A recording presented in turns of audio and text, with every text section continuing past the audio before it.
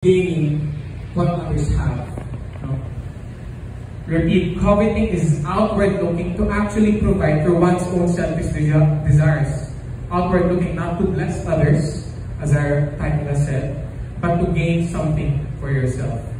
It says in Luke 12 verse 15, and he said to them, "Take care and be on your guard against all covetousness, for one's life does not consist in the abundance of his possessions." Point number 2, be responsible. Nabanggit natin kanina na be content, be responsible. Point number 2. Acts 20:34, "You yourselves know that these hands minister to my necessities and to those who were with me." Paul was a missionary, of course, both to the Jews and Gentiles. Pero how does Paul provide it for himself? Paul was what? He was a tent maker. No? And being a tent maker, you need some things. You need time, you need effort, you need energy, you need to train yourself. This is a trade, something very physical. You're not on your spreadsheet computing yung finances ng company or whatever. It's labor. It's physical labor.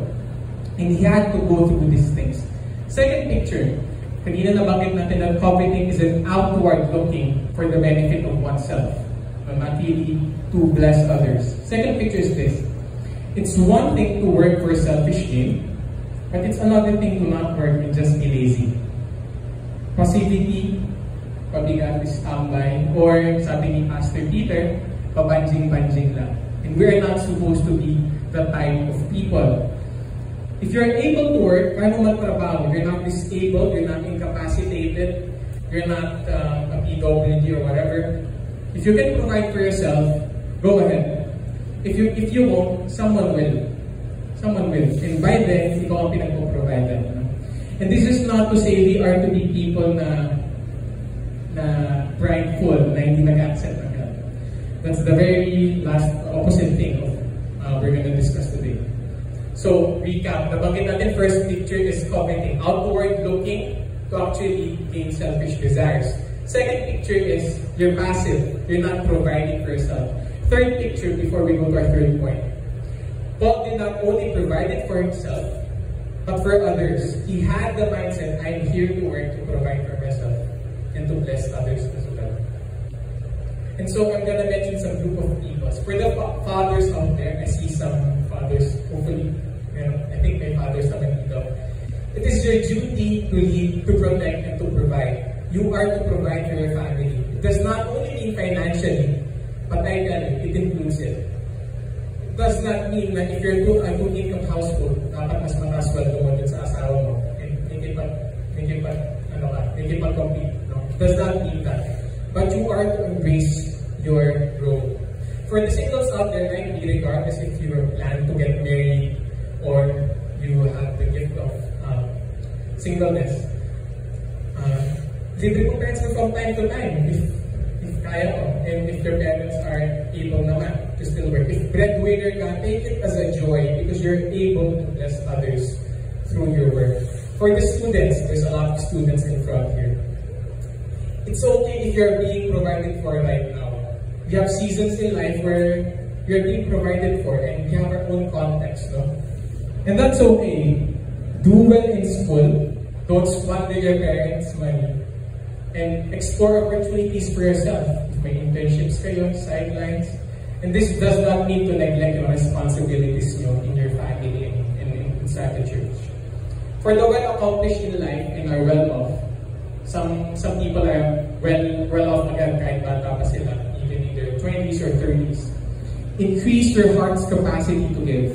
Life is not about amassing wealth. And lastly, for the disabled talaga, truly incapable, weak, and really dependent on others, we aim so that we can provide for such people yung talaga nangangailangan, not for those people na nagkukunwari lang na nangangailangan. It says in 2 Thessalonians 3 verses 10 to 12, "For even when we were with you, we will give you this command, if anyone is not willing to work." Basahin na, this is very heavy. "If anyone is not willing to work, let him not eat. For we hear that some among you walk in idleness, not busy at work, but busy bodies. Now such persons we command and encourage in the Lord Jesus Christ to do their work quietly and to earn their own living." We're not to fake ourselves, to build a reputation na busy tayo, post sa Facebook, marami kong ginagawa, but in reality, we're not really doing anything. We are to actually put our head down, we are to work, and get the job done. Work quietly to earn their own living.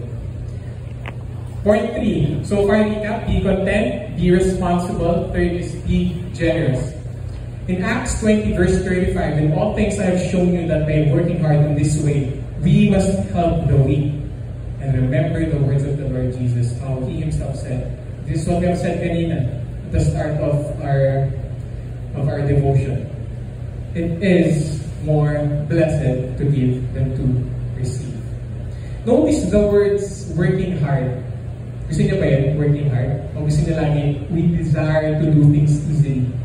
So we are to work hard, and this is not easy stuff. Work was not meant to be easy. It got harder upon the fall of man, so with sin. But it was not meant to be something that you do while sitting down.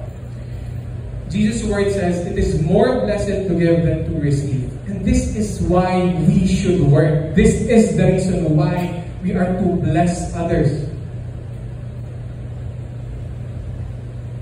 We are not to work to simply satisfy our own personal desires, but we are to work knowing that through it, we can bless others. Take note of these words. We strengthen ourselves so we have a lot to give, not a lot to acquire. I repeat, we strengthen ourselves so we have a lot to give, not a lot to acquire. And this does not mean only giving financially.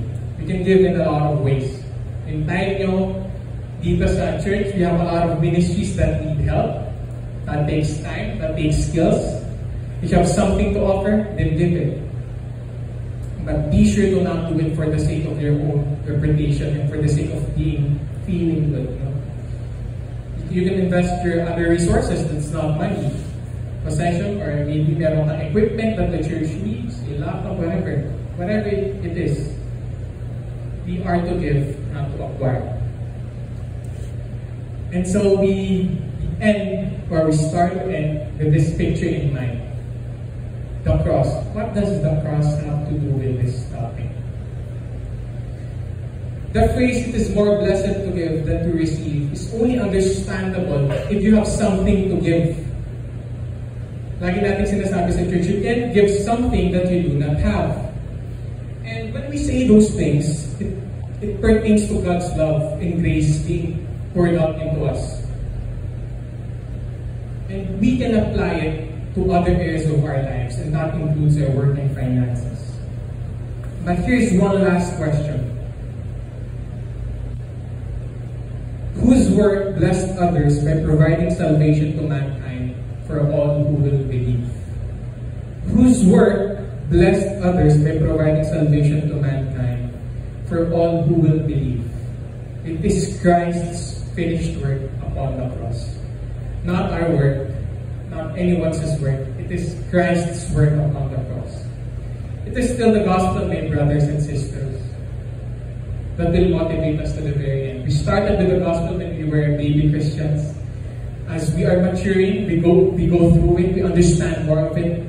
And when we die and face the Lord Jesus, it is still the gospel. Christ is the ultimate example of actually what it means to work to bless others. To lay down one's life and to treat others as more important than yourself. And pag naintindihan natin in understanding this, God's work on the cross redeems our own work.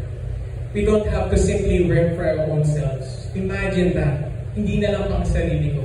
I can actually go about outside of myself, not to covet for my own benefit, but then actually to bless others.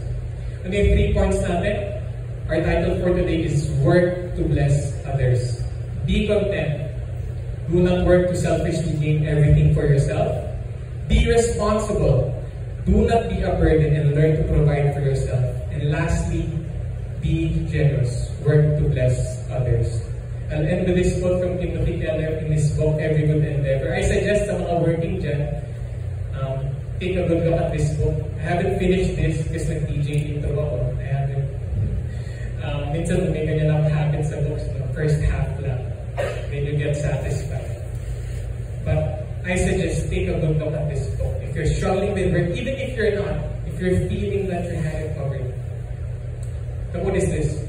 A job is a vocation only if someone else calls you to do it, rather for them, to do it for them rather than for yourself.